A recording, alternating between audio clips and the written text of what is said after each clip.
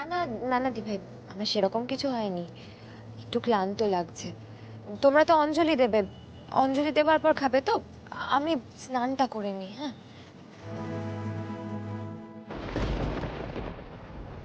ওই মিস করছো ভাইকে?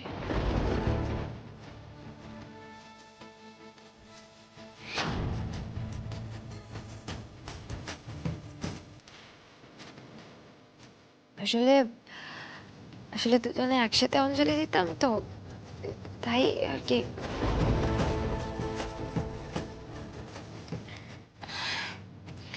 কি বলবো, আমি সত্যি বুঝতে পারছি না ফুলকি।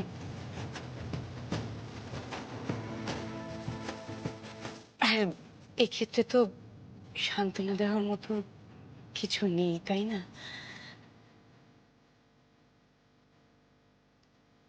আমি জানি শুধুমাত্র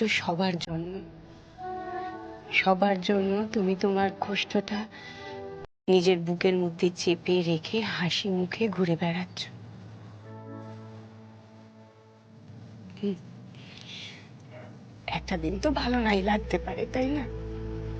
ইটস ওকে। জানো দি ভাই,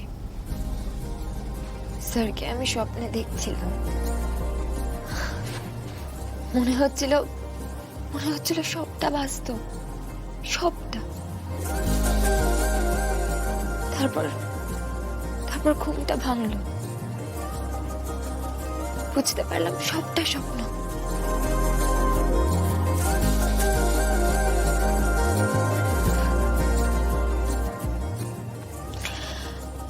আচ্ছা দি ভাই,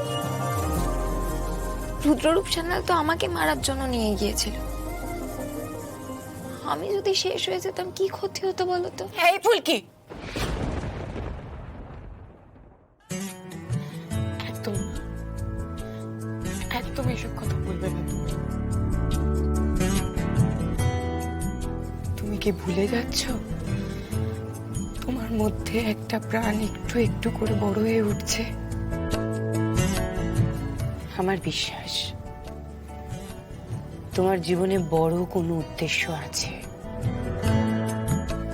তুমি নিজেই ভেবে বলো না, বন্দুকের গুলি পর্যন্ত নৃসিংহদেবের কৃপায় আটকে গেল,